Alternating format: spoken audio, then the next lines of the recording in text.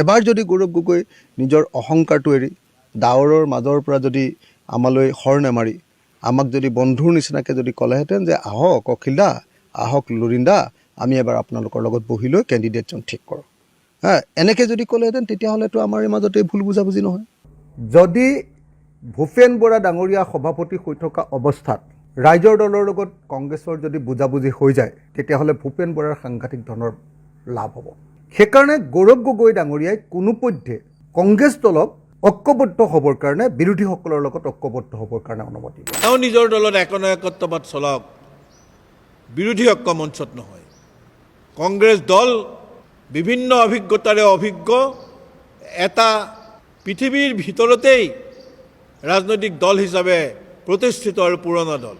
কংগ্ৰেছ দল এতিয়াও ভাৰতবৰ্ষৰ বিজেপিৰ বিকল্প ৰাজনৈতিক দল। গতিকে আমাৰ দলৰ ভিতৰুৱা কথা, এই ভিতৰুৱা কথাত তেখেতে হস্তক্ষেপ কৰি অযথা যেন ভৱিষ্যতে সমালোচনাৰ সন্মুখীন নহয়, এই কথাৰ বাবে তেখেতক আমি সাৱধান কৰোঁ। বদৰুদ্দিন আজমল ডাঙৰীয়াৰ স্থিতি নিষ্প্ৰভ হৈ আহিছে।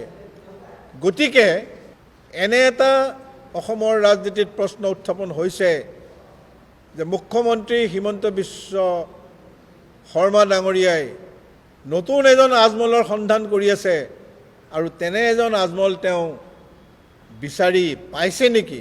এইটো আমাৰ প্ৰশ্ন নহয়, অসমৰ ৰাইজৰ প্ৰশ্ন। বিভিন্ন সংবাদ মাধ্যমত বিভিন্ন লোকৰ মতামতৰ ভিত্তিত আমি এই প্ৰশ্ন উদ্ৰেক হোৱা লক্ষ্য কৰিছোঁ। আমি অখিল গগৈ ডাঙৰীয়াক এটাই মাত্ৰ আহ্বান জনাব বিচাৰিছোঁ যে আপুনি মূল শত্ৰু চিনাক্ত কৰক। অসম আৰু অসমীয়াৰ বাবে মূল শত্ৰু কোন?